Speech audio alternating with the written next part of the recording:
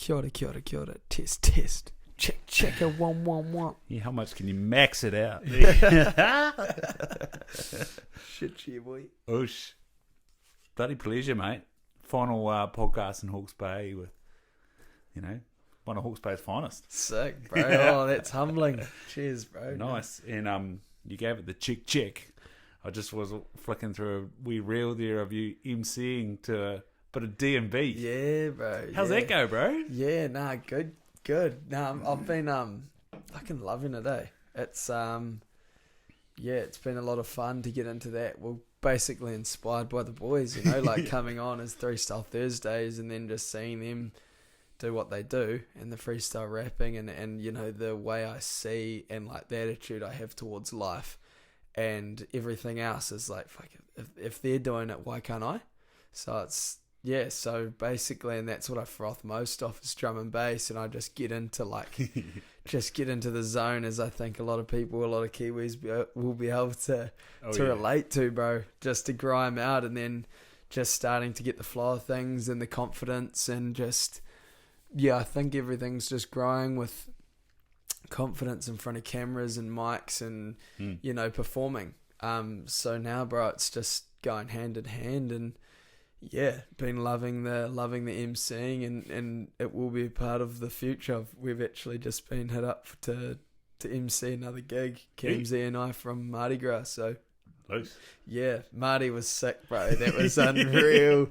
Like we rolled in on the Friday night and with all the boys and stuff, a carload of us, and sort of didn't know what to expect. Oh, well, we knew what to expect, but it was full-fledged froth, of course. But we rolled Options into this. Were endless. Yeah, fully, bro. We're staying on campus. Collabing with Audiology on the merch range. So we had the official festival merch range. So that was Misfits and Mardi Gras and Audiology, which was dope. And it went really well.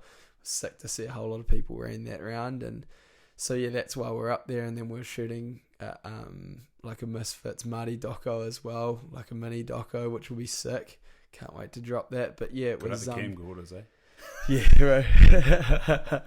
So bro, it was coming in hot. We knew we were in for a huge weekend, but then rolled in that first night and we knew one of the boys from Hawke's Bay was, he's like a local up there. He's like a resident DJ, essentially, or BMC, Mahana. Mm-hmm. Shout out to the bro. He's a epic dude and surf with him and stuff. And so he was on, and then we were like, bro, we've got some mics, do you want us to come MC for you? And then rolled on in, bro, and ended up MCing on his set, and it just cranked. Powder keg went off. It was like heaving capacity sort of thing, eh? So it would have been like 300 that's the night people. before the main gig. Yeah, bro. People are going hard, a bit like the old 30th before New Year's. Yeah, fully, bro. Absolutely. Seen the boat out on the night before. Yeah, dog, 100. And then we caught up with the day after. We caught up with Levi D&B, who we actually walked into her set. Was the first like bit of music we walked into. So like where we were staying was right above the Hot Lava Bar. Mm-hmm. It was just like so much history and classic shit has gone down there, bro. Like it's written on the walls sort of thing, It was hard case. So rolled into her and saw her set and then did our thing and then came back and caught up with her that night and we're like, yo, what's been going on? She saw what we did and just like she'd love Camsy and I to jump up and MC for her the day after at Mardi Gras, so at Two Roll Lodge, and we hit her set. She's an absolute mad dog, but on the decks. A couple of the CDJs weren't even working. Like she's just running faulty gear and she still killed it.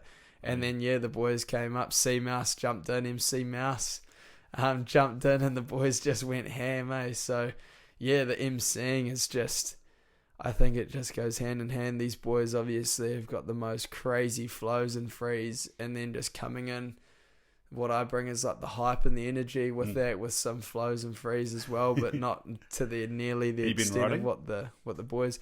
That's what I was talking about. I want to start writing a bit, to get those basically, crank bars and stuff as well when that time happens. So something I'm definitely going to look into doing. it was crack up after talking to Seamus, and he was saying about his first freestyle. We just kind of like finally dove into it, and it came out all right. And like I said, looking back on it, it's probably terrible, but yeah, like just got to take that first step, and then so yeah. But like I love D&B. Just I'd be hanging out with Billy in this bar pool at my mate's place with a bit of drum and bass on the sound system, and yeah, just trying to drop lines like.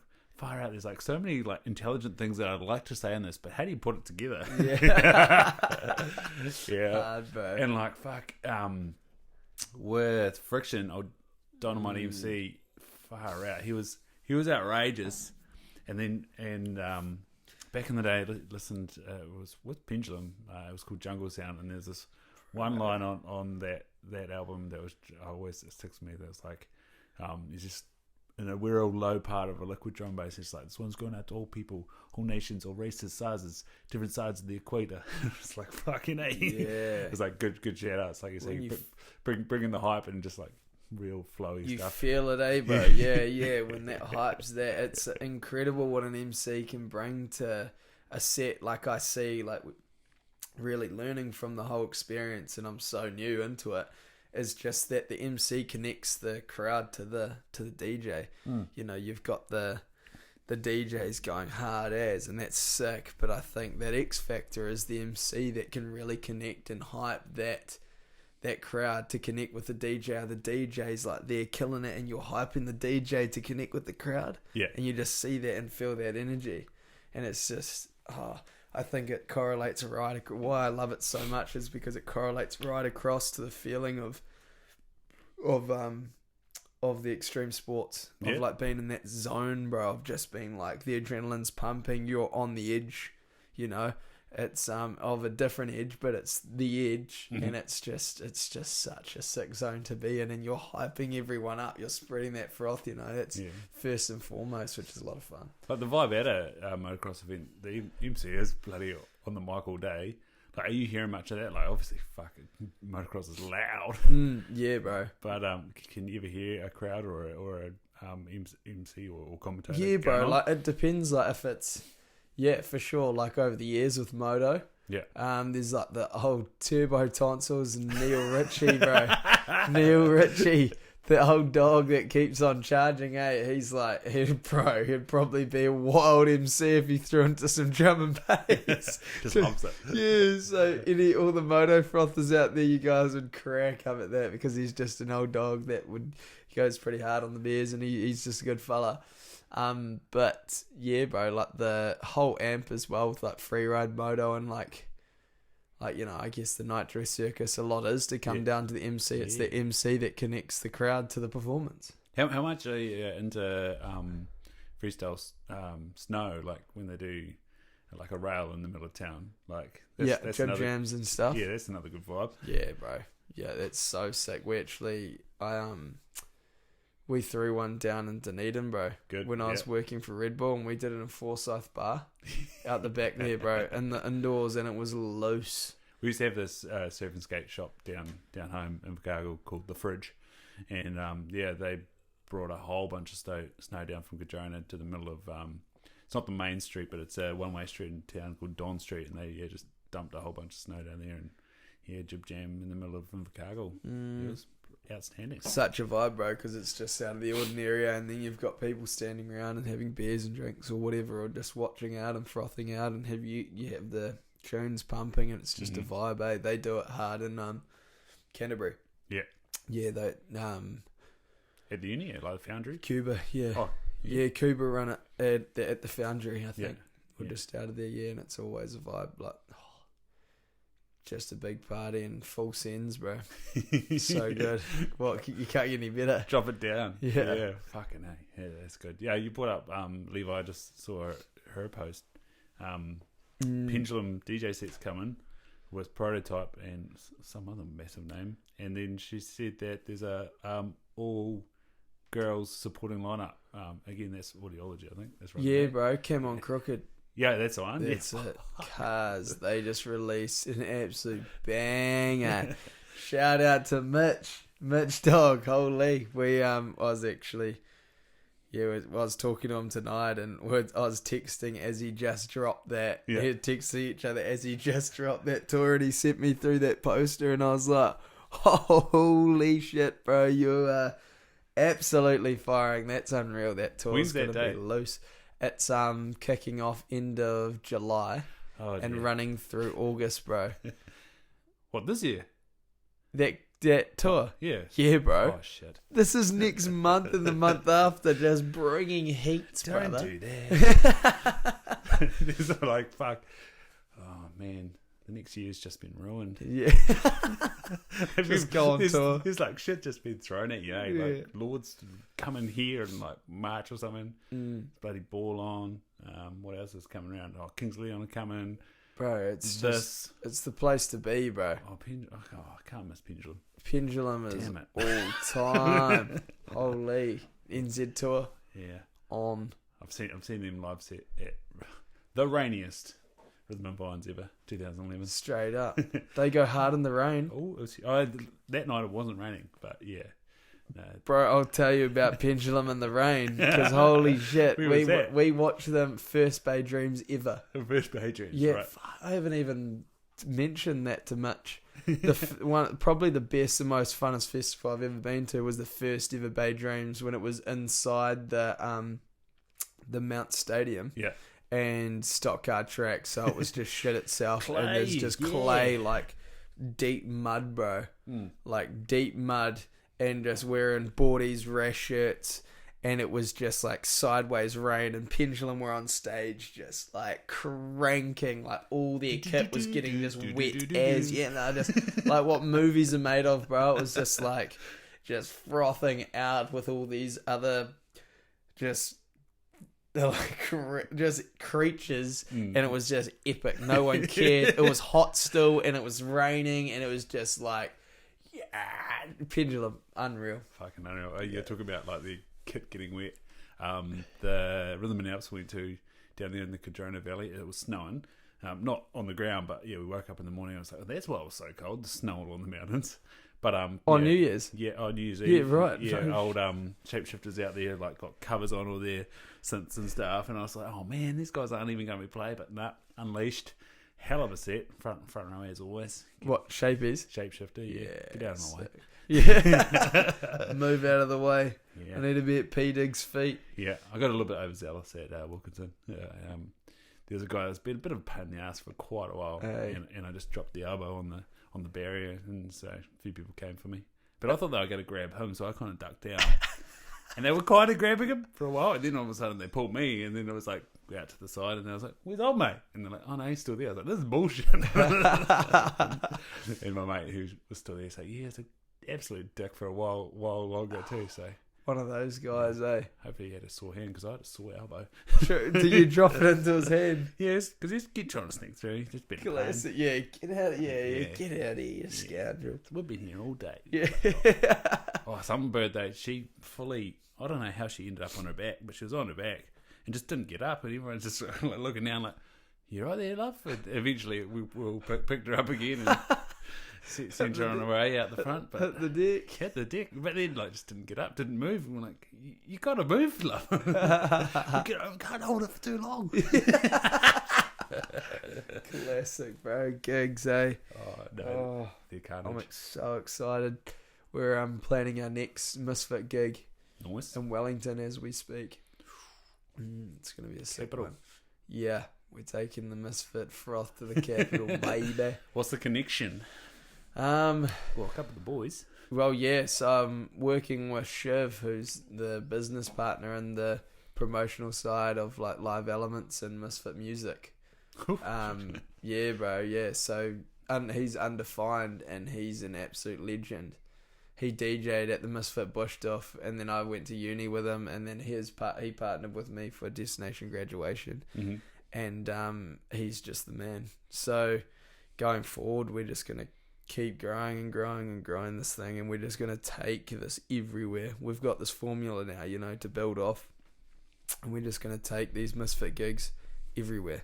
So we're planning Wellington, we want Aokuni, we want the Mount, Taupo, Hawke's Bay, and then down south as well, for sure. Watch out. Yeah, big time. We're going to take, it's going to be so sick. And it's like an area I really enjoy working in, like promotion is sick. And just getting into it this year, it's just essentially, we've got this brand, this beast of 90,000 strong now with Misfits. It's just Fuck, so you correlates. put on another 5 since you talked to Joe. Yeah, bro, since I talked to, so we've, yeah, bro. So we've got so 90,000 strong on Misfits now with TikTok, Facebook, Instagram, and stuff. It's crazy, bro. The amount it's growing, and the amount, bro. It was unreal seeing the energy on a national scale at Mardi Gras. Yeah, like that was like really eye opening. Like we were out and about and we get hit up and I get hit up and for yarns and stuff, but like Mardi Gras was next level. People were just like full-fledged frothing over like the energy Misfits is bringing to people's lives, and it was so humbling and just always stoked to talk to people when they come up and just froth out and they see the energy we bring, when we're on the mics and just doing our thing or sending it or whatever. It's really epic to see. Because we was at merch stand. That was we at pre-accreditation. So nice. That was this first part, and then they sold it at the festival itself. But that's where we first caught up and met people and saw people's amp and smiles, and we that's when both of us went live on Misfits, and we also just frothed out for 45 minutes at the pre-accreditation while people were getting passes and stuff, and just brought that amp, like drum and bass were playing, we cranked it high, got a mic, and then just met. It was sick, just emceeing and getting everyone amped up for the big finale that night. Nah, bloody good. And what were you guys, pimps? Yeah, bro. Well, Camzy dressed like he does every weekend. The real pimp, the legend. So I basically just dressed up as Camzy's match. But yeah, bro, pimps. That's what we went as, which was hard case. Fuck, I had a thought before you were talking about playing at Bay Park. Oh, no, playing at Bay Park. Watching Pendulum at Bay Park and the Speedway stuff. Did you ever play at FMG in the Mighty Manawatu? Rugby? Yeah. Yeah, bro. Yeah? Yeah. No, that was good. That's a mean field to play at, eh? What's it called? Boneyard. Is that? I don't know. Is that what they call it? I haven't heard of that. Could be wrong. Might be another rugby ground, Boneyard. That might be actually. FMG Stadium? Yeah, what's the nickname for FMG Stadium? I don't know. Turbo Country. Fuck, there's some Turbo fans that go, fucking whatever it is. The Bucketheads, mate. Yeah, those Bucketheads are like, yeah, bro. and they get furious at the Stag head. They're like, oh, shit. Yeah. No, I performed some blasphemy at FMG, played football on that ground. True. Yeah. We got our ass kicked. Nice. Coach, character building. Our coach took us into the sheds after that and was just like, said we're an embarrassment. I was like, bro, chill. Yeah, come on, bro. We just here to play some footy, mate. No, it was deserved. It was earned. Right. Yeah, fly up from Dunedin and embarrass ourselves. Yeah, what representing? Like, yeah, so it was is that National Youth League. So it was before they amalgamated the National League teams with the Youth League teams. So it would be like, so there was the National League, which was sort of club stuff, loosely representing the Federation units, but we were playing as a Federation unit. So we were Southern, we were sort of Timaru South, Canterbury was, I suppose, Ashburton North. Then there was Central, which must have been a pretty tiny little group. And then there was, Capital, then Central, which was the usual sort of Central District stuff. The Northern Districts guys didn't include Northland. Then there was Auckland, they might have had 2 teams, and then North Auckland. Right on. Yeah, so there was 7 federations. I might have added a team there. But yeah, there were 7 federations. And so representing Southland. Southern, yeah, Timaru South. Right. Yeah, couple of years doing that. That was the second year. Yeah. So you went hard with the footy? Yeah, while I was at high school anyway. Yeah. Moved to Auckland, got a rude awakening. Went to try to play for Central United, who own Auckland City. I don't know, I needed a Croatian last name, I reckon. Yeah. No shit, they're just all imports. No, just the I don't know if it's rude to say delis, but yeah, they're like I think it's called the Dalmatian Club. Right. Yeah, like lots of the Croatian community play at Central United. They got big links to the Croatian club out West Auckland and Dalmatian Club and Just stuff like rippers. that. Yeah. I think the Siminovic is part of the reason why they do so well. Right. Got the cash. Yeah, right on. That helps. That helps. Own a fishing company, that helps. Yeah, bro. It does indeed. No, you got some good memories at 102 Stadium. Yeah, bro. Yeah, walking across the clay. I when did I actually play for varsity? It was when I was varsity prems. Played there.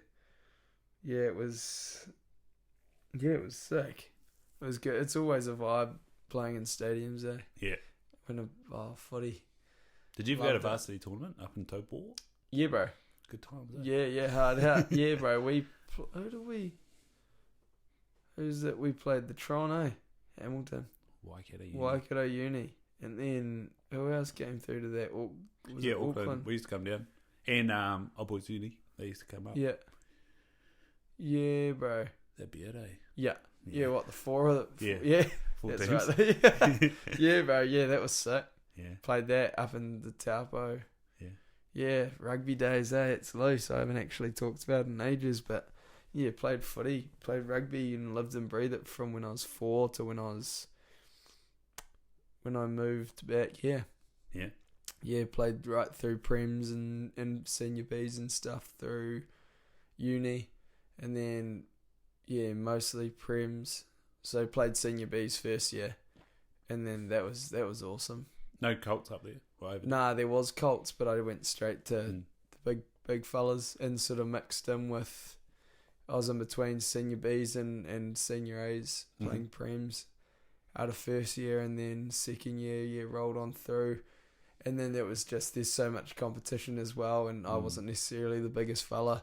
What as position were you? Open side. Yeah, bro. So I was like competing. Are you the same as me? A bit lacking in height. Yeah, bro. So I was. You got to jump in the line out. You're like, I can jump. Yeah, just took me at the back, bro. I'll fly. Yeah, let me hit someone. Yeah, I'll catch the guy. Yeah, definitely. So that was, bro. I just loved defense. Like that's the biggest. I just loved.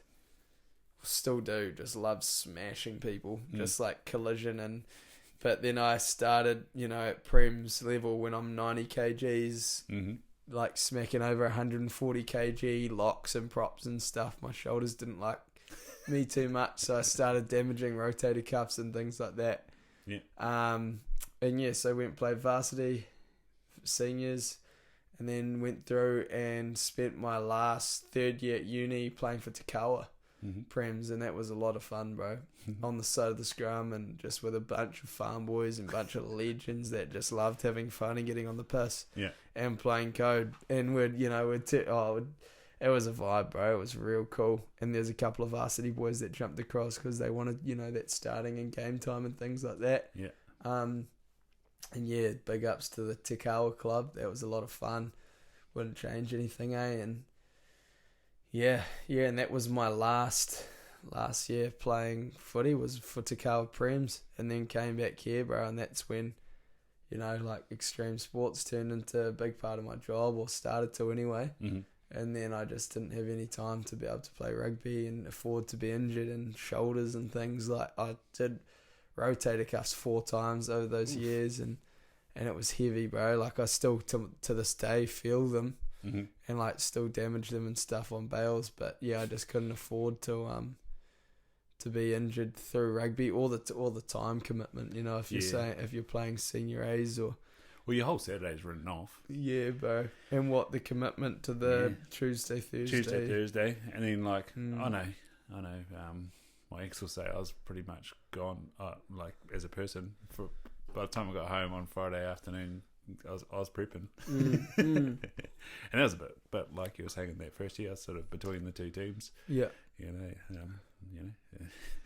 shit off a joke. It's not the All Blacks. Like, yeah, but it could be. But bro. That's how you got to think, though. Nah, but bloody oath, bro. That's what you roll into. It's like a lifestyle fully, eh? Like you're just in the zone and you're chasing it and you love it, and I think one of the most epic things with footy and rugby is, you know, the camaraderie and the team vibe, bro. Like, that's real sick that you can't get anywhere else, like, in that way. Yeah.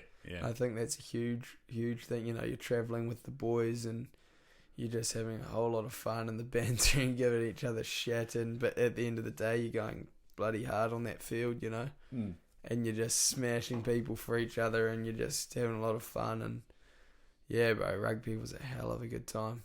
Yeah, I know a couple of my mates, one of our other mates is playing third div over in Palmy.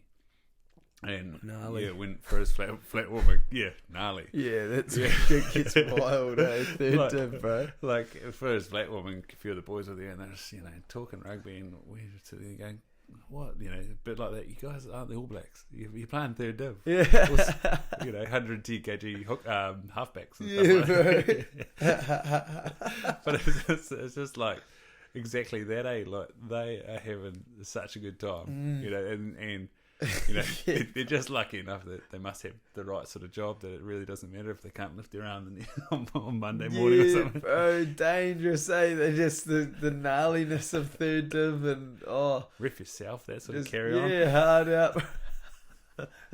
Hard out. That's what I said. It was uncontested. No, I still scrub. It's like, how? Yeah, people don't know how to scrub.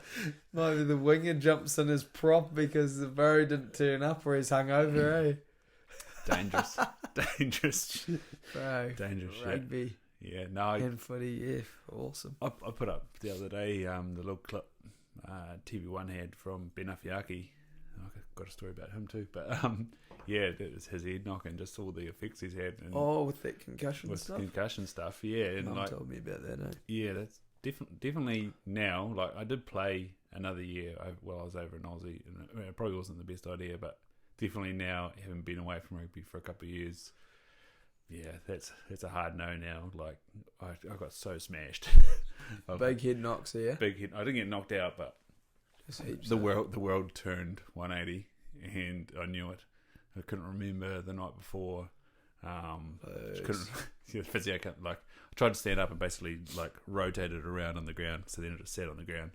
Physio comes over, she's like, "Yeah, you're right." I was like, "Not really." And she's like, "Oh, what's the score?" I was like, "Couldn't tell you." "Who we played last week?" "Couldn't tell you." So like, it was annoying because I already knew lots about concussion. Yeah. And then to have it happen to you and know that you can't answer questions that are real simple was just like, shit. Yeah.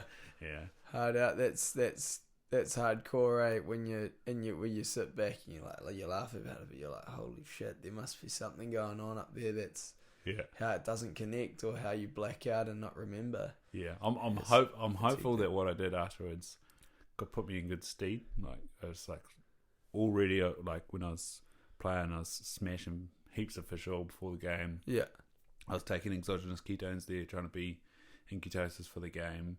And then when I finished, again, I like smashed back more fish oil. Got that, like drunk heaps of water. Loose.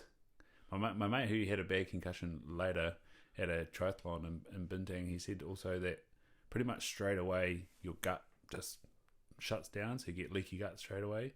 And so it can take its time to recover again. So he was like, he's jumped straight on to having probiotics. But what I did, there was so I'd had a hip surgery between seasons, and then I got that concussion. And so then I went and saw an integrative practitioner that's in Hamilton, real buzzy dude. And yeah, just really made sure that like got like leaky gut, and I was harbouring a little bit of mould, not surprisingly, for some of the flats that I lived in. Yeah. I remember our place in Auckland. Bro, what position did you play? Flanker as well. Flanker. Yeah. What, 6 or 7? 6, 7 or 8. Yeah. Oh, I mean, just a loosey. Just yeah, but like you just loved the contact. Just defend and carry. Yeah, and then, but like so when I changed over from football, I sort of when did you change then? In first year of uni. Oh yeah. I rocked up to the Eden Rugby Club and just told a lie that I'd played first 15 rugby for James Huggins College. Nobody cares, they suck anyway. And I said I was like centre or first 5, and so played a bit of centre, and then went to Dunedin, played for Varsity Blues, sort of fullback centre, and then the year after that played Varsity B and was in the Otago Pre-Academy. So that was kind of with the Polytech. You did, I don't know what it was. I think it was just like a Sport and Rec certificate. So you got sort of 2 mornings training in the gym with coaching, and then 2 afternoons training like skills and fitness and stuff on top of your rugby training. Yeah. Yeah. And then went to Auckland, was playing fullback quite a bit, and then I've been playing sevens up there, and then one summer I came home to Invercargill, and I was like, fuck, I'll see if I can play sevens for Southland. And so I just had a link through somebody, and rocked on up and played season and got non-travelling reserve, went to the qualifying tournament, and then scored a try on the tally. Yeah, nice, dog. Gave it the Varsity Vipers. Yeah. On the TV. Represent. Yeah, and so non-travelling reserve, and then so the guy that I got the link with, he's like, what I reckon you should do is stop playing fullback and go be a loose forward and see how much weight you can put on in a year. So this was my final year of uni. Moved in with a bunch of legends. So we just basically study hard, get home, have like a caffeine nap when we get home. So pop a caffeine pill, go for 20 minutes sleep, wake up. So the caffeine's starting to kick in, smash some protein, smash some pre-gym, go to the gym, come home, eat dinner. Like we all cook one night a week. So like, and all the flat. Yeah. So there's 4 of us. And then just study till like 10:30, midnight, whatever. Do it all again the next day. And so I managed to put on 10 kgs in a year. Loose. And then went back to Southland. Still ran a 13.6 beep test. Yeah. The year before I'd done like a 16 something yo-yo. It was good. And then non-travelling reserve again. I was like, fuck. So they had a great time in Queenstown that year. Yeah. Oh no, actually I got my years wrong. No, that was the first year. That had moved to Rotorua by then. And then started working and didn't play rugby. And then come the end of the year, I was like, I might play sevens again. So I played for Linwood. And then again got in the Canterbury squad and non-travelling reserve again. Oh, bro. Got to play at the Mount tournament though. That was pretty sick. Man. Yeah. Sevens is a sick game, bro? Oh, absolutely love it, So epic. Yeah. Just so much space, such high pace. Yeah. And like that's where I don't know, especially if that's why so many flankers are good at sevens, because they love the defensive part of it, and it's like open space, and so you've just got to be so accurate on your tackle. Bro. Tackle technique. You've got to try shut down the offload as well. Yeah. And if you can get to your feet and get turnover and get the ball back, holy cow, having position is awesome. Yeah, bro, hard out. That's it, eh? Like the turnovers as well. You've got that much time and way less people to try roll you, so that space. It's always an awesome feeling turning over pill. Yeah, that Canterbury side, like they ended up not doing too well at the tournament, but it was a good squad. We had Joe Ravovo, who ended up going to Auckland, playing for Auckland for a bit. He's been in the New Zealand Sevens squad for a bit. Don't know where he's at the moment. Amanaki Nicole, who's in the current squad. Sam Dixon, he was already in the squad, but he sort of trained with us. It was loose, eh? Yeah, man. Just like being surrounded by that as well, no doubt. Yeah, it'd be awesome. Yeah, there was something I heard you talk about with Joe on his slow forward like that, and what you said about emceeing as well. Like you see so many people doing stuff, and you have you find an interest in it, and then you go, well, why the fuck can't I do that? That's what this podcast is about. That's why I interview people, because it's like here's some good buggers that are just doing stuff. Man, we did that sort of start showing up that idea that, man, if someone can do it, why can't I do it? And Joe brought up that awesome quote that's like, if not now, then when, and if not you, then who? Yeah, fully, bro. I think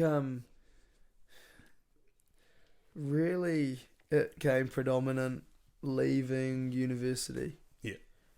It's always like lingered in me.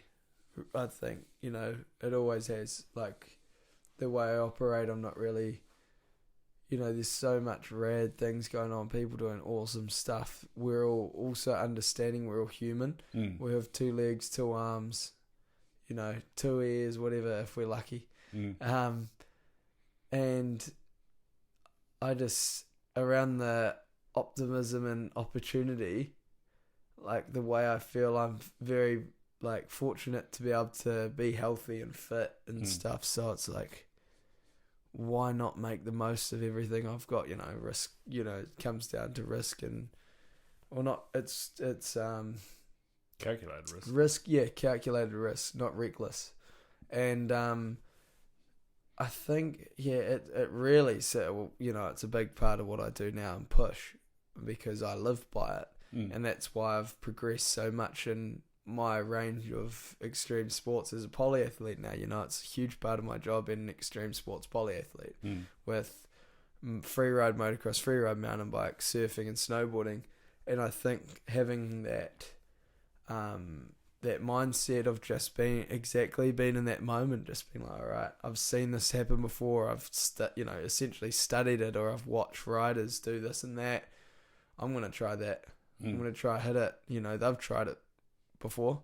They tried, you know, like that saying, you know, you've got to start somewhere. That's literally where it begins. And I think just giving it a crack instead of like the way people are, instead, you know, different strokes for different folks, but I'm always about giving things a crack. Like, you know, if you come up short and you feel like you could have got it again, like go again. And then if you feel like, you know, you want to keep progressing and you get hurt, you'd go it again. But you can learn from it and you keep going and you don't quit. Like I just don't have that quitter mentality. Also, like what elements of whatever you're trying to do can you work on? Like, is there a way to break down what you're trying to work on and nail some elements, or you know, what's the weakness in what you're trying to do? Can you work on that somehow? Yeah, bro. And then come back to it. Yeah, fully, bro. And I think that's in everything. You can break it down. You can, like you said, calculated risk. And you can really line things up if you want to, like, you know, learn how to flip a push bike. It's get a foam pit. Yeah, or airbag or whatever. Yeah.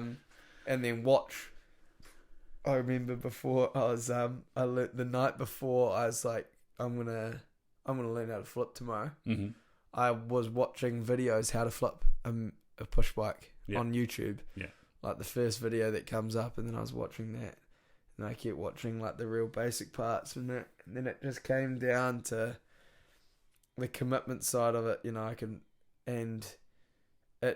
It just happens in my head. It's natural. It's, you know, you're going with the flow of it. You know, if you're hitting a ramp, you're already spinning. You know, like it's your projectile, whatever. So yeah, it was just everything, like as that was snowboarding as well, and then everything correlates across in a way. You know, like I can flip a wakeboard, I can flip a snowboard, and I can flip a push bike, and I want to flip a motorbike for sure. But yeah, it's just it's just about giving things a crack. Something that comes to mind is like when you see, say, pro or elite level, whatever, you know, they're just so much further along. You know, the 10,000 hours or however many hours, you're just so much further along. And it's like getting that switch to commit to jumping on that path of learning. Yeah. You know, and it's like, especially if you've got like like you say, when it comes to flipping, you've got a foundation across multiple sports. So taking on that. And so that means that you can skip out a few of those 10,000 hours, because you can bring in some prior knowledge. Because exactly, and correlates across. And I think a lot with the way my mentality, and I think being able to excel over the last few years, as it, you know, being a part of my job and really focusing it on becoming a part of my job, is that it correlates across with mentality. And I think you can carry that across to anything that you want to get done. Like it comes down to the end of the day, how bad do you want it? If you want to get it done, get it done. Like, you know, don't half-ass, don't not commit. If you're like learning how to backflip, don't fucking pull out halfway, bro. Yeah. You know, like it's you've got to commit fully. And you know, when you don't commit, that's when shit goes wrong or doesn't work. And that's with everything. Yeah. That's with everything. Business. If you don't fully commit to shit fully, it's not going to happen for you. If you quit mid-half, midway, mid-rotation, mid-planning, you know, it's not going to work. But if you go full into it and then you tend to come off like, you know, when if you committed to a full flip. Mm-hmm. The best way to correlate this across to anyone out there that's listening in relatable sense is, you know, you don't want to hit this ramp and half-ass it, or you're going to hurt yourself by landing on your head or neck, you know, and that's literally what it comes to. But if you fully commit to that rotation, you're probably going to spin all the way round, and you're going to probably land on your ass or feet, and you'll be sweet as, you know, compared to landing on your neck where it could go so much worse. And then you could, you know, relating that right across to business, you fully committing and you go all in, you're going to come out better. Even if you come up short of what you wanted to set out on, those goals you set out on, you're going to be closer to the objective. But if you go half-ass, you're going to come way short because you didn't prepare properly, you didn't learn something, or you just didn't commit. So that's not going to work. Like, that's literally such a big learning curve of what I think about life in itself. And for everyone out there, successful people, successful athletes, compared to if it woulda, coulda, shoulda people. Gunners. I was gonna do it. Yeah, exactly, bro. Or like, you know, I was doing this, but this happened. It's like, you know, that's what separates the dude that's on top, or the girl that's on top, to the people that are not doing it anymore. Yeah, and I was also, unfortunately, talking with so many people, and then I listened to heaps of shit too. Like, vast array of podcasts, especially driving north. I managed to smash out a good 6 podcasts in a weekend. 1.5 speed is the key. But yeah, fuck knows where it was. But it was saying about how, especially if you've got a base in something, you can really nail into, say, a sport in the space of 2 years. Yeah. And that kind of resonated with me. Like, had sort of swimming and football background from young age, sort of five years old, and then hit high school, played water polo, and sort of got to a reasonable level with that, sort of representing South Island and New Zealand trials and stuff. Sick. And yeah, football, playing high level, and then flipped to rugby, and within sort of 1 year was, you know, made varsity Blues down in Dunedin, and we went to the final with that. Then the next year I was sort of playing with the Killer Bees and got 1 or 2 bench rolls off for varsity A, and then came to Auckland, and then, you know, start the road again. Yeah. And then sort of, you know, did the sevens and stuff like that, and, you know, that was in the space of 3 or 4 years with rugby. And, you know, it's just like, it is exactly that. If you push yourself, then it's amazing what's possible.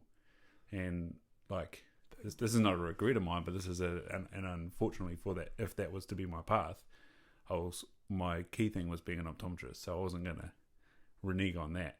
But it is amazing, like you say, if you could fully commit to something, it's amazing, like, what else could have been possible. Like, that was what was possible with doing 2-3 things. Yeah. Imagine what could have been possible doing one thing. Yeah, fully, bro. And that's what it sort of comes down to around decision making, is if you want to go, again, it comes back to the time but sacrifice. If you wanted that so much, but missing out on all those things, you know, that you don't regret doing at all. No.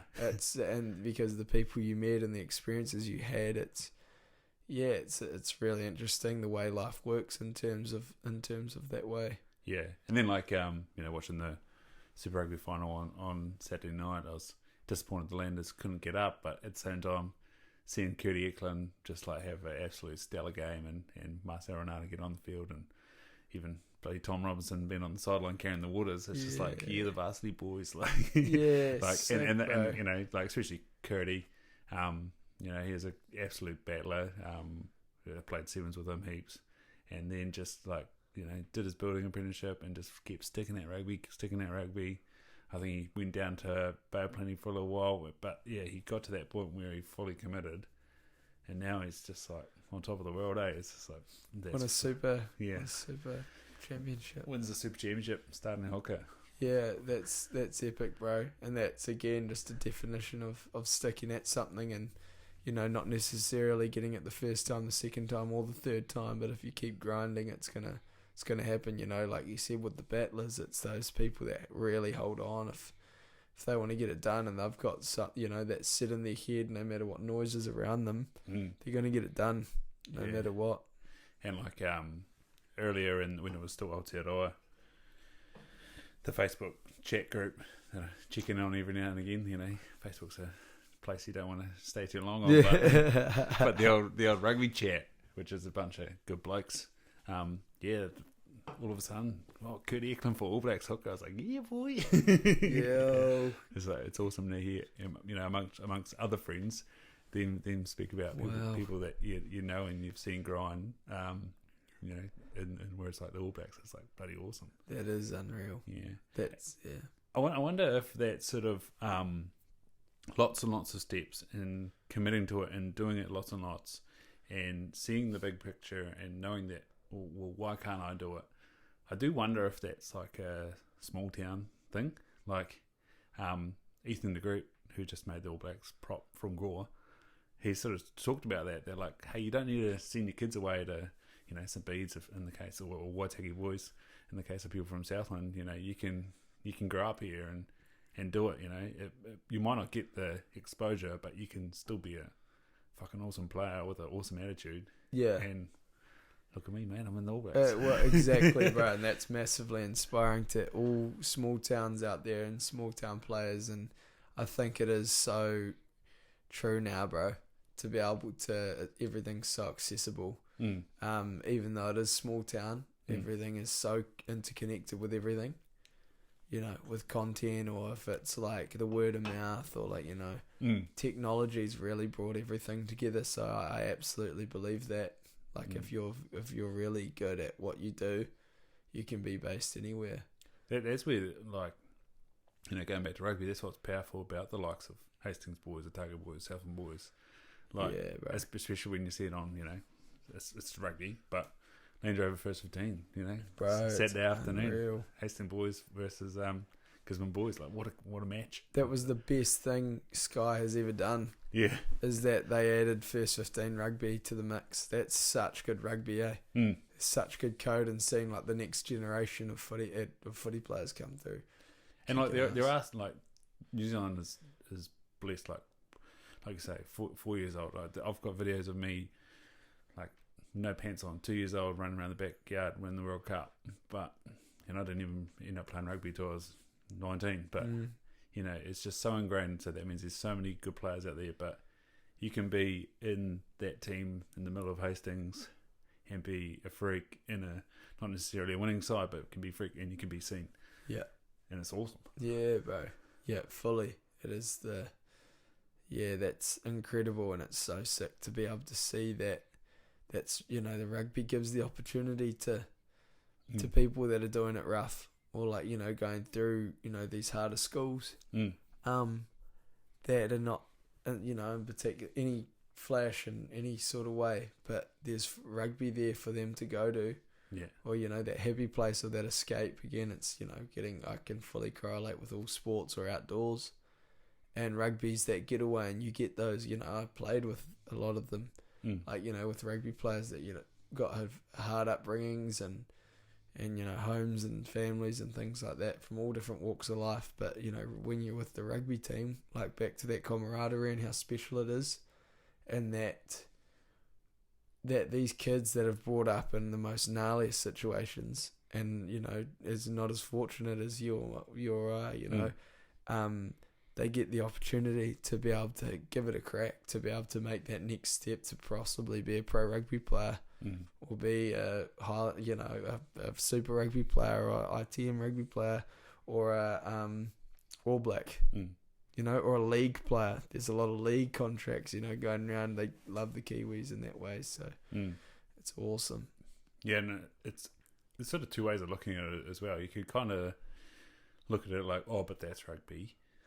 Or you could look at it, that's proof that anything's possible. And that goes back to what you're saying about social media and what we talked about last time. You know, those surfers in the back beaches, those people on the backs of farms ripping backflips on their motorbikes. Yeah. Those weekend warriors that are up the mountain, or even weekday warriors that are up the mountain just carving it up. Yeah. All it takes now is just getting a little bit of content, Yeah. getting a little bit of word of mouth. Hopefully you've got some good mates that get around you and support it and share it. But Yeah, big time, bro. it doesn't take much. Nah. Especially with TikTok. If you have a video that pops all of a sudden, it's Yeah, fully. You could go viral just with a simple clip. Yeah, it's Well, it doesn't even be TikTok. All the Yeah. traditional medias have been like that. Yeah, definitely. And that's the power of social media, as we've talked about. It's and I think it's that those people that want to give things a crack. I don't, to everyone out there that is listening, that might be like, oh no, fuck, I don't want to do that because I might be judged, or like whatever, because it's not everyone's bag. But if it's your bag, go charge large and start filming. I remember at the start, it's like, what are you up to, bro? Like, what are you filming that for? And it's like, bro, because I'm actually capturing memories, and I love this shit. We do some cool shit, and look what we're doing, and look what's come from that for me. It started picking up the camera and capturing and documenting what we do and the character and things like that. And even if it is just on standard settings, eh? Yeah, absolutely, bro. I laughed when Justin said that. I've got to throw Jack under the bus here, but standard settings, what are you doing? Yeah, bro. Yeah, even but actually, it gets it done, cuz. Like, absolutely, absolutely. And it's like that's what immediately what I thought. I was like, you know what? That's the same with this podcast, mate. I just started recording on Zoom with stupid little iPhone headphones. Like, now I've got some gears, but that wasn't until like 180 episodes deep. No, that's it, bro. Like, that's a huge part, I think, with anything, the flash shit. It's like, you don't need it. You don't need to know every bloody setting. You don't have to have all the gear to be able to be likable or be a true charger or an extreme talent. The eye comes down to what's up here, and that again correlates across to everything. As a sportsman, a creator of some sort, a visionary of whatever, it comes back to you. That's why it's so sick seeing like kids come up, or like all sorts of people ripping on gnarly gear. That's not necessarily the newest, but they are shredding, and in the end, they're gonna have new gear. Yeah. So like, like there's always levels to everything, every single fucking thing. Yeah, and like, that's where I think you talked about a book with Joe on Slow Forward that it's like acknowledges gratitude. Was that right? Yeah, bro. Yeah, and that's like one of those things. Like, just like you say, rip on what you got, use what you got, do what you do, make the most. Yeah. And know that the gnarly gear will come, or you'll learn something. That was the other thing in that book, like be an eternal learner. Was that 12 Gifts or something? Yeah, bro, the ultimate gift. Ultimate. Yeah, I recommend everyone out there read it. Yeah, I've never heard of that book. That sounds incredible. Bro, I did the public speaking gig at the Lindisfarne College. Yep. Since I've seen you.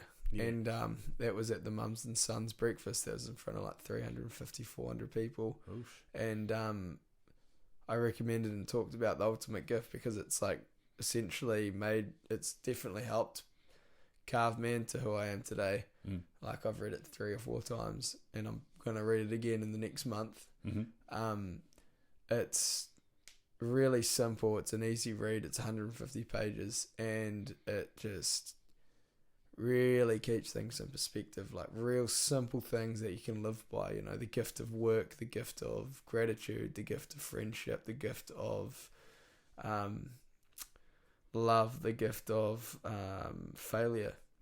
All those things that you can really learn from. And I think that one of the biggest parts of the learning curve is constantly learning, is be optimistic and learn from everything, whether it's success, failure, or anything around you that's going on. Just constantly take it in and be able to gauge it, and like you're the decision maker, go left or right, off that. And I think I'd recommend everyone reading it. Since then, Lindisfarne went and bought a huge amount of ultimate gifts to put in their library, which is epic because it's awesome. And a number of people since I've talked about it has read the book, and it's awesome. How was you spoke about Hastings Boys. How was going into Lindisfarne, and how was the preconceived ideas? What do you mean? Like you probably few high school ideas of what Lindisfarne College was probably showed up when you were rocking in, and then I'm sure they were shattered. Yeah, I followed 4 or 5 Range Rovers into the car park. Okay, they didn't quite shatter your ideas, but peeking over the fence. Yeah, because I didn't cut the mustard to make the line up for them. That was the first. That was bitter. Not bitter. That was the first. One of the first lines of my speech. Yeah, was it was talking about gratitude. Yeah, and firstly, the boys having a kickstart to have the opportunity to be able to be learning at a super prestigious school. Yeah. And because I literally didn't cut it, I didn't have the levels of like religion or bloodline or education or whatever. I just didn't have anything that matched up to their criteria to be able to cut it like previous people or family going and things like that. So I like made that point straight off the bat, and I went to Hastings Boys, and I from that I said I wouldn't change anything for the world, because what I learnt from Hastings Boys was the amount of different walks of life and stuff you couldn't learn at Lindisfarne, particularly or private schools, because you're not associated with people that are don't get lunches or have a bed to sleep on. So it was really it led off with the point of that. And but these young fellas, it was crazy having the attention of all of them. Of no shit, like the whole time for 25-30 minutes of the attention of these young fellas from year 7s to year 13s, bro, was like incredible. Yeah. And it was so sick to be able to feel that respect and humbled by it. It was awesome, and really eye-opening, and that's definitely something I'm going down the track more of, is public speaking, and that's again what correlates straight across to emceeing is you're putting on a show, you're entertaining. Yeah. So how did the invitation come about? How did it come about? I got asked. The parent, she's absolutely lovely. Nadine, she approached me after seeing the Spark That Chat campaign, and she saw me on the project, and that's where she caught. Bro, have we caught up since Spark That Chat? No, you were. Was it pre? not far off launching it. So holy. I think we spoke the end of January, and I put it up about the 2nd of February. So you were not far off. So much has happened. It was like that night kicked off through Soul Thursdays. Really? And then not far away after that, you were launching Spark That Chat. So holy, there's been a lot of movement since. Yeah, bro. Well, we could start from the beginning, but we'd be here all night. But anyway, Nadine, she approached me after seeing me on the project. That's where a lot of schools got the attention of. I got their attention was on the project, with Spark That Chat campaign, and they just really loved how the energy, I guess, of what I came across as. And she approached me and said, we're looking for a inspirational public speaker to talk to our young fellas and be able to connect with them. Would you be interested? And I said, yeah, absolutely. Of course. Yeah, so I've done, before that I'd done, since then I've actually done a bit of public speaking in Hastings Boys as well, along with, and that was our sessions, bro. That was awesome. And then at the Chamber of Commerce at EIT, as a young entrepreneur class, and I had to lead that, which was awesome. And I've talking to Corin, who's an absolute legend. She's a triple amputee. She's an awesome lady. She's incredible. And we're talking about collaborating. Do Corin live in Australia for a little while? Yeah, I have met Corin. Oh, true. She is amazing. Yeah, she is amazing, bro. Yeah. And we're looking to collaborate and do public speaking together at different gigs, and yeah, we're actually catching up tomorrow for a coffee. So yeah, it's been able to be relatable in different ways, eh? And I think one of the biggest things was being with these young fellas is relatable. You know, I'm not far out of school essentially, and doing this incredible things through mindset, and like we talk about, it just comes down to attitude. So, you know, just keeping shit simple and talking to these young fellas, just straight up. And yeah, it was awesome, bro. And the feedback from it was so humbling, man. Like, from the parents to the teachers, which I didn't even realise the principal was the principal until a week later. Yeah. And what do they call him? The rector or something? Yeah. Yeah, and I had no idea what that meant. Education, so I had no idea what that meant, but he straight away after said, like, you know, just thank you so much, and really impressive, and really love what it was about. And he after thanking me, and he touched on points across my speech, and it was awesome to hear, you know, that like reflect, but what he took away from it. And then yeah, just the feedback from the kids as well, the young fellas, messages and the parents, bro. Like, you know, having mums come up to me after, you know, and in tears, like, or, you know, teared up because it hit so hard. I touched on mental health, and you know, a lot of people, as we know, go through it and have been affected by what happens, you know, with suicide and things like that. So it really hit home for a lot of the mums as well. So being relatable across the spectrum was pretty damn epic, man. Yeah, no, it's pretty amazing. Like the reach of all this, of what you've done, Jack. It's pretty outrageous. And like, it's interesting. You say that the project reached a bunch of schools, like. You know, Old Discovery, they've just taken over TV3. You should listen to that one. Yeah. But yeah, like, you know, you've been across the rock. You've been across. Started off with the hits. You know, the ZM, and you know, all the sort of ways of doing it. And now you're sort of hitting it from different angles. You know, there's the day-to-day stuff. There's the platforms that you're across. There's, you know, being at an event, just hanging out behind a merch stand. There's what now behind a stage, behind a DJ, and it's like, oh, that's Misfits.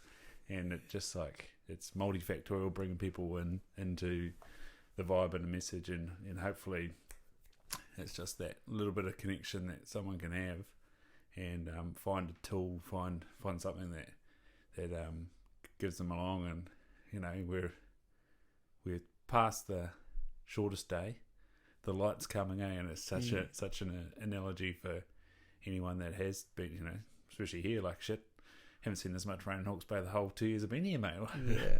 I'm constantly giving my bosses shit when it rains, that, you know, what's this stuff? But, you know, you can find yourself when it gets dark like that, middle of winter, things are getting low, you might not necessarily see your mates as much, you know, you don't have those summer barbecues, those drinks and catch-ups, but yeah, like, you know, things keep going, things keep moving, and there's plenty of tools out there to keep you on, eh? Yeah, bro. Yeah, absolutely.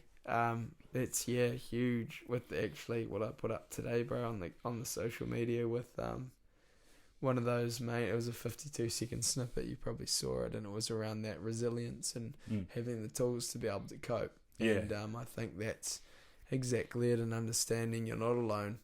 You know, the people out there, we're all human, and that's again getting back to relating that we have 2 arms, 2 legs if we're fortunate, and it's understanding that we're all as one, and it's up to you. It's choosing A or B or C or D or whatever. Like, you know, if you're fortunate to have the opportunity and choice to be able to make the decisions of where you go from where. You know, that's it, and it comes down to choosing your attitude in the super darkest of dark times, you know, or even not choosing your attitude right there and then because you're so stuck, but choosing to do something to get yourself out of that hole, not choosing the easy route out of making that dumbass decision of taking your life, which ends all but starts so much more for everyone around you. It's taking that hard step of either reaching out, talking to someone about it, or the way you're feeling, or chucking your shoes on and getting outside and go for a run and breathe that fresh air. Take those deep breaths, go thrash yourself up a hill, or get on the trails, or go paddle out into the ocean, even if there's no waves, like it's just make that decision to look after yourself. Like, people forget about that, to look after themselves. And it comes down to respecting your body and mind. And, don't shovel shit in your mouth and like, if it's not making you feel good, don't do it. Like, did you see that video that Jimmy Hunt shared the other day? What was that, bro? Some Aussie comedian. It's called like, Why Am I So Anxious? It's like, if you're anxious, I'm sure it's horrendously confronting. But it was basically that. It was I'm so enlightened or something, and it's like, but I don't know why I'm so anxious. And the guy's like, because you're a fucking hypocrite, mate. 2 weeks a week you get on the bags, and then you wonder why you're so anxious. Like, nah, it can't be that. It's like, it's definitely that, mate. Yeah, bro. Putting up the nose candy, that'll make you anxious, mate. Oh shit, no, yeah, definitely.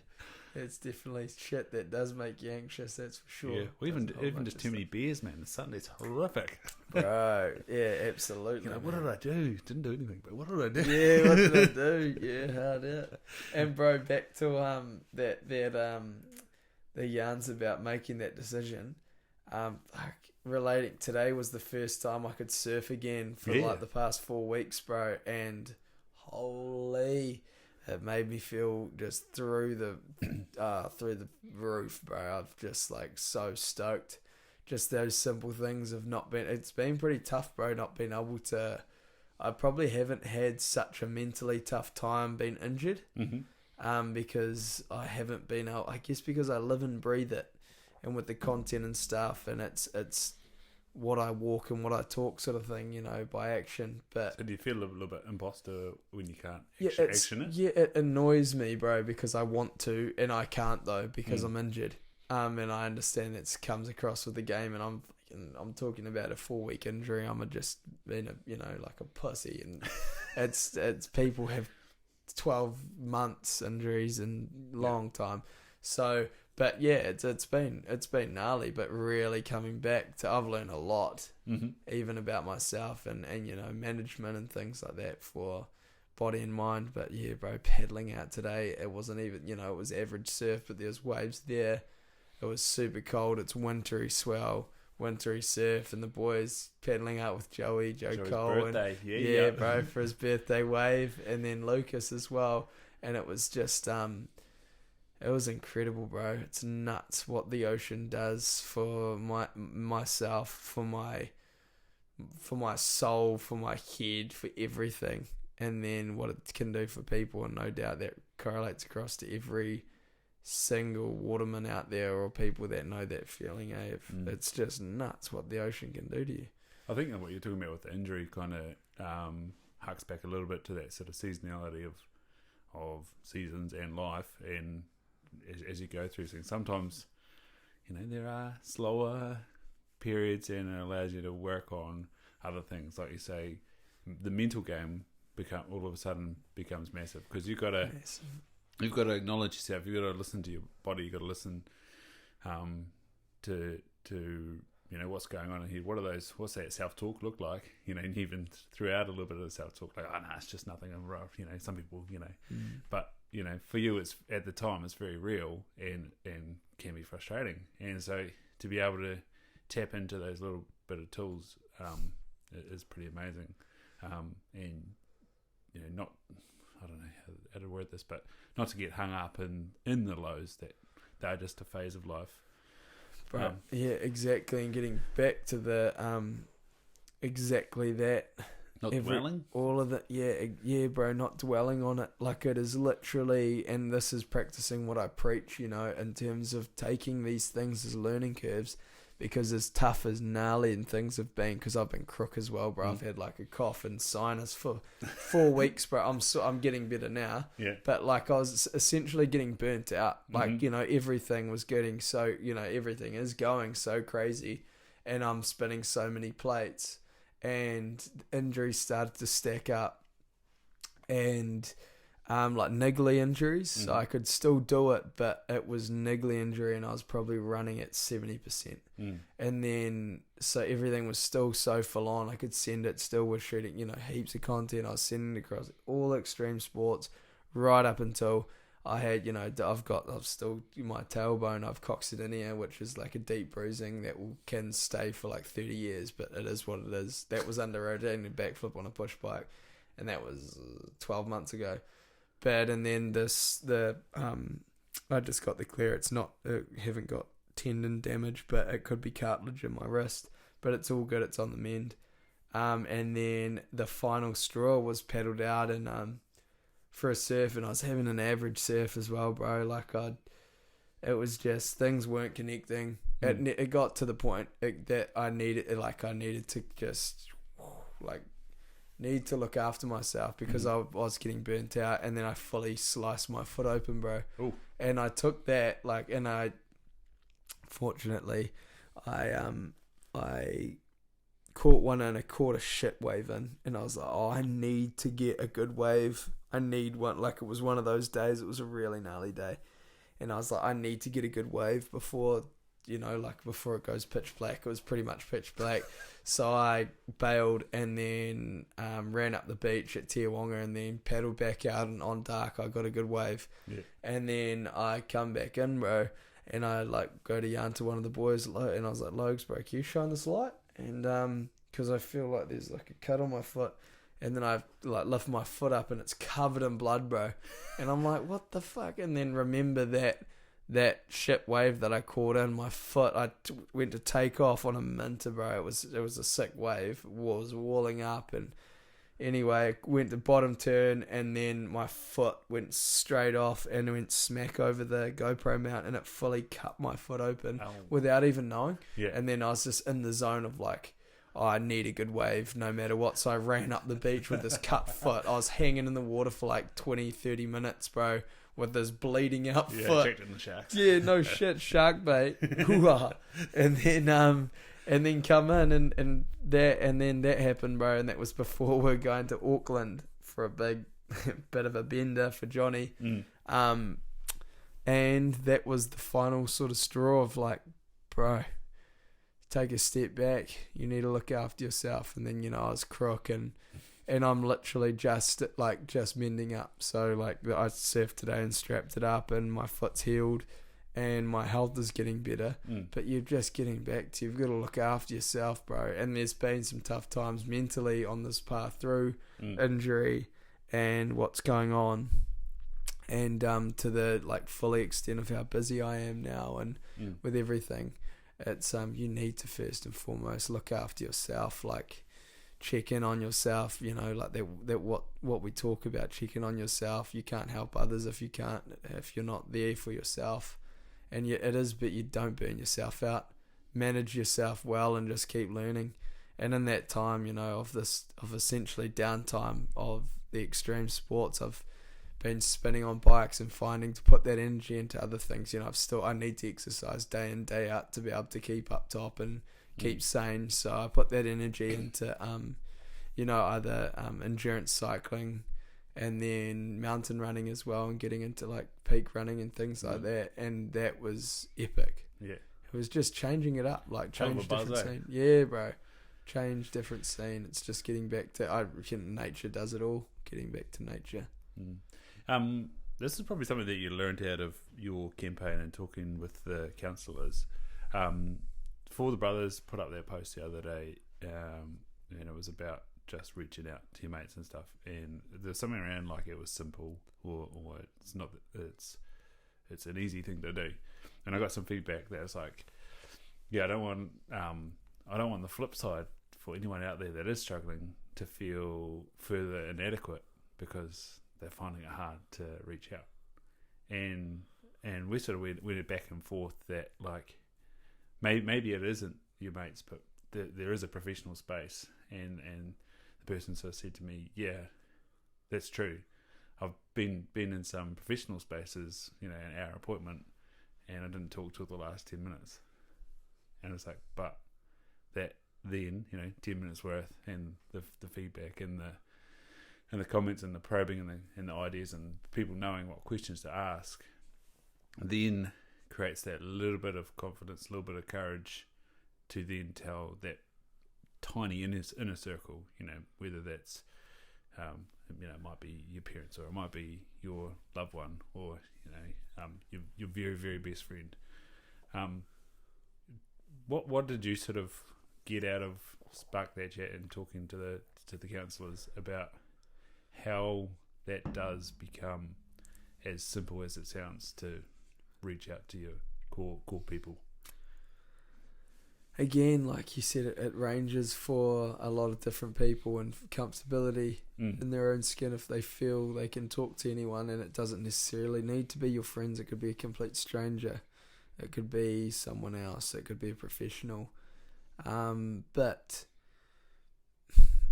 it's just putting the fact of like, it's not weak to speak, and it's just like, it is the best form of therapy.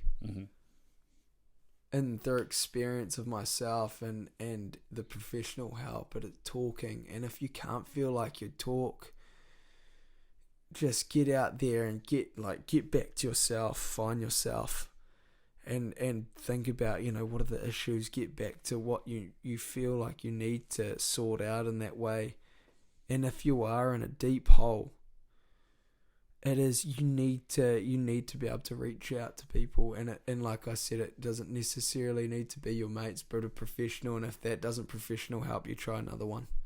There's people out there for you. There's always someone there that has your back and are looking out for you.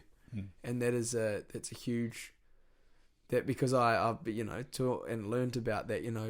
Every professional is not good for someone. You've got to really trust and learn and get along with these people that you sit down with and let your life out to. But it is also persistence. So not necessarily going the first time and going, fuck, I'm fixed. It's really, it's like a physio. Or fuck it, it didn't work. Bro, exactly. And it is like a physio. You go, the amount of times I've been to physios, you go there first of all after broken bones and stuff, or you've got ligament or tendon damage or muscle damage, and you're there and they work on it with you from the get-go. And then as the time goes, as the weeks go, you repair and get better through their work they put into your muscles and your body and stretching and things. It is just like it's just like psychologists and counsellors. It is time. You're not fixed. It's like that. It is persistence. It's understanding that it takes time to be able to break down different barriers.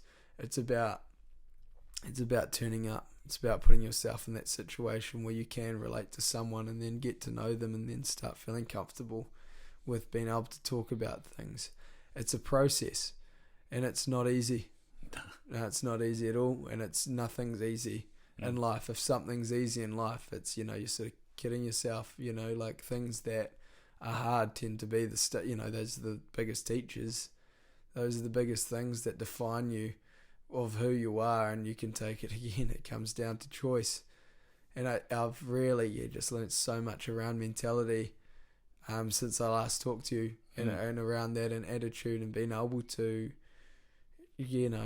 with choice and really dig deep into the way the mind and the brain works in humanity. It's so complex, but it's just keeping shit simple, eh? Physio is an awesome analogy as well, because you're not just there for your one appointment a week. Physios absolutely fucking love it when you go home and do the prehab and the rehab, and then and that's also, it doesn't stop there at your physio. Say it's your 8 appointments, and once you've done those 8 appointments, you don't go back to your sport of choice or activity of choice and do the same thing that got you injured again. You bloody nurse it back, and especially with an injury, you've got a vulnerability there. You've got a whole bunch of compensations that need a little bit of undoing and realigning, and so it does take that time to sort of slow back down, take a couple of steps back, and then charge back into it and get fully fit.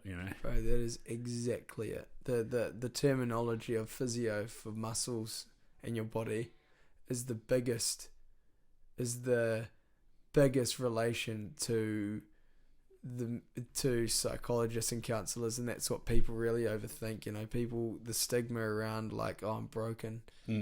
I fuck it. If I go to a counsellor or a psychologist, I must be broken. Fuck that. You're not.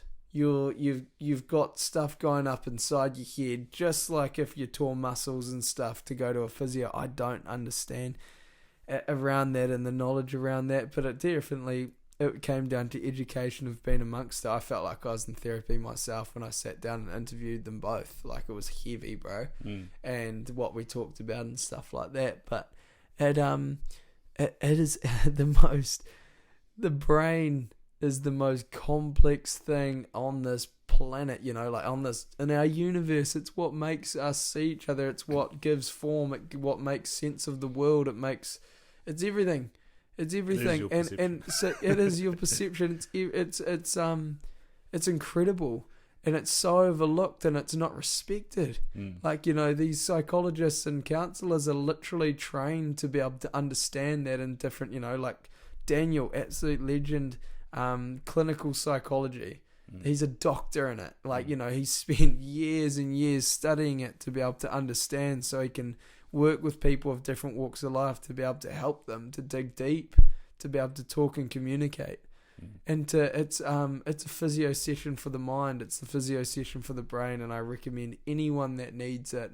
Understanding not everyone will relate to certain, and I believe just like doctors, there's bad doctors and good doctors, but it's about not stopping there. If you're really at that edge, if you're really going through tough shit and it is the last straw, and you've made that decision of going to a psychologist or counsellor and they don't help you, it's not stopping there.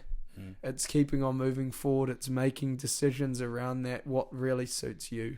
Have you been following Bike King lately? Yeah, bro. It's a bit fucking sad, eh? Oh, it's ridiculous. Yeah, I did read the article from Andrew Little today. That was all around infrastructure. The thing that blows my mind is trying to get access to that high level. So when I look at optometry, before COVID, when optometrists used to go to Australia and stuff, and I'm sure that's going to start again, there's like a shortage of optometry. And when I went through, there was 50 odd people in the class, and I think there's up to 60 odd people in the class. New Zealand graduates 16 or maybe even 12 clinical psychologists a year.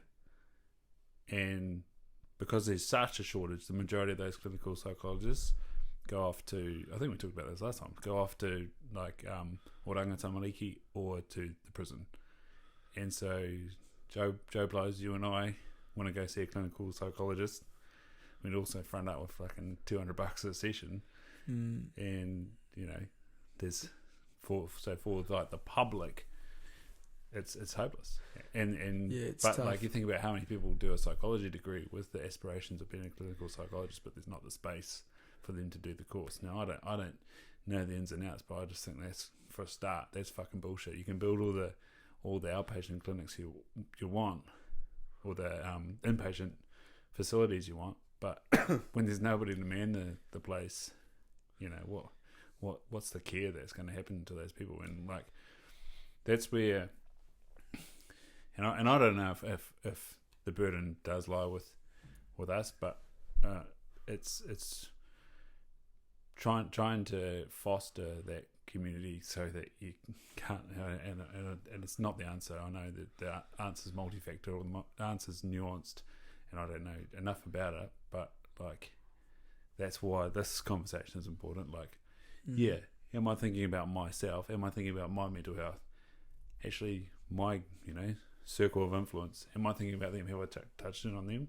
Because maybe that's enough. It might not be enough, but it might be something. It might move the needle from those shocking stats. The ripple effect is an extremely. I got shivers down my back, bro. Just actually saying that the ripple effect is such a powerful thing, and that's exactly what you're talking about. Around checking in mates, of your actions, the influence you have on people around you. like a simple act can really change the course of anyone's life. And it's keeping that in perspective as well of you know, if you are all there and you feel like you can talk as a healthy human, as a healthy mate, check in on people around you that you care and love about, and that's where it can really help as well. You know, talking about the affordability of clinical psychologists and counsellors sometimes are through the roof, or they're booked up and they're booked out. It's getting back to understanding that, you know, everyone goes through shit, but just be there for your mates and the people around you, people that you love and care about. Just be there as a shoulder to lean on, and just keep shit simple. Keep things simple. And if you fortunately can operate like that, spread that across your mates and people that are finding it hard and tough. Yeah. Just control the controllables, eh? Yeah, personally, like, I don't know, you can sort of sometimes see self-help books or whatever under the sun. I know you're not the biggest reader, but like just started, I did this sort of skim read of Dr. Paul Wood's newest book. It's called Mental Fitness, but like the physio idea. And it was interesting hearing you talk about those topics in the 12 gifts. And doing the sort of skim through of Paul's book is again those simple topics, those simple things, those simple tools that can help to engage. And now I'm going through the book, but yeah, like if you are in a mental state or a physical state, healthy state, you know, do yourself a favour and just, you know, check in every now and again on those tools. If you've got access to go on to some bloody, you know, character building course in your job, don't sit there and poo-poo it and, you know, think it's half a day off work. Actually engage and listen to those topics and think about how they might apply to your life, because, you know, as we just spoke about, if you are that person that's in a healthy state, you just might be able to influence, you know, 1, 2, 3, 4, 5, and then the ripple effect. Yeah, the flow on, it's crazy. And that's it, always bettering yourself, eh? Yeah, bro. And just keep bettering yourself, be the best you can be, because you just don't know what's around the corner. Yeah. Health, everything, life, the way everything is, just live every day. Not like it's your last, but live every day. Yeah. Just, to the fullest, to your fullest of what that looks like, of being your best self, of being optimistic, of being awesome. Right, bro. So you and Joe are hosting the For the Brothers walk? Yeah, bro. Yeah. This Sunday. This Sunday. Yeah. So the 27th. Yeah, bro. Yeah. In Hawke's Bay. Is that all around the country on the 27th? They do it every 2 weeks. So these just new regions taking off, eh? So it's Queenstown, Christchurch, Hawke's Bay. So yeah, Joe and I are charging and leading the force on the Sunday morning, and it's going to be cool. We had a Zoom catch up with Zane last night. Incredible team. And Ryan from For the Brothers, and a couple of chicks, Alice and Tyler, from here, who are awesome and doing good things in the mental health awareness state. And it's going to be cool. It's going to be awesome. Look forward to, you know, again, for me as well, the way, you know, I work and the way my brain operates when I say I'm doing this stuff, like when there gets to a point I have to do it. Yeah. Like I walk the walk once I've talked the talk, and it just, for me, it, you know, burns that fire and it keeps it pumping. So, you know, we're doing a lot of this mental health stuff around social media, but I really, I'm so stoked to be able to do it into person, like to be able to do face to face and help out. And that's where Surfing for Farmers Bro came in, and it was really gratifying being able to be face to face with people and be there, create an event where you can full on be interactive and listen to them and give feedback on face to face terms and on personal terms. So I'm really stoked to be able to move forward with being able to make that next step of helping people face to face and people that need it and just keen to come for a walk, get out and have a yarn. Yeah, man. So that'd be cool. If you're in New Zealand, check out For the Brothers, and if you're elsewhere in the world, check them out too. They've got some awesome content as well. So Yeah, that's what you're all about, mate. Good content. Yeah, bro, hard out entertainment, good content on all sorts of spectrums, brother. Yeah, bro. Fuck, it's Hawke's Bay, but we're starting to freeze our ass off here. I've got the heater on, but I don't think it's doing a job. Good stuff. Yeah, bro. mate. And as you said, you're on the improve, so I'll let you get back home to your lovely missus and your 2 dogs, which are nice and trained up for the night. Yeah, brother, yeah, all trained up, all 3 of them. Oh yeah. Jesus. No, shout out, love you, babe, love you, Mickey. Sweet, mate. This has been fuck. That's a great way to. The love part, not the training part. Yeah, nah, joking. I'm the train. I'm the one that's bloody fortunate. Yeah, brilliant, mate. So yeah, as I said at the start, awesome to do the last podcast in Hawke's Bay while I'm living here. I'll be back in Hawke's Bay a bit. As I said, I'll definitely be here for the old ball. So yeah, Lord's looking likely as well, but yeah, Los, that'll be awesome. Yeah, is it who does your graphics or Tuck? Yeah, need to catch up with him and man, get some stuff done. Joey and Camsy, the fellas, Yeah, absolutely. Bloody champions, hell of a crew, hell of a thing you're doing, Jack, and thanks for being part of Stag again, brother. Nah, absolute pleasure, brother. Thank you for having me. Cheers, super sick, man. And got the bloody recording working, so don't have to take it off the video this time. Very nice, very nice. It's all awesome. Still red, it's still recording. It's awesome. Awesome setup, bro. Sweet Good stuff, man.